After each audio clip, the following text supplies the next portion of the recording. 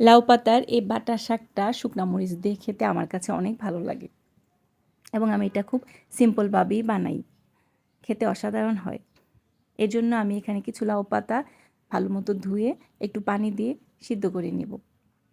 তো সিদ্ধ করা হয়ে গেলে কিছু পানি থাকা অবস্থায় আমি শাকটা নামিয়ে নেব, ঠান্ডা করে ভালো মতো ব্লেন্ড করে নেব।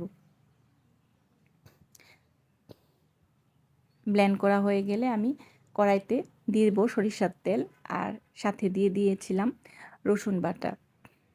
তেল রসুন ভালো মতো গরম হয়ে গেলে এখন দিয়ে দেব সে ব্লেন্ড করা লাউ পাতা শাক এবং সাথে দিয়ে দিয়েছিলাম লবণ।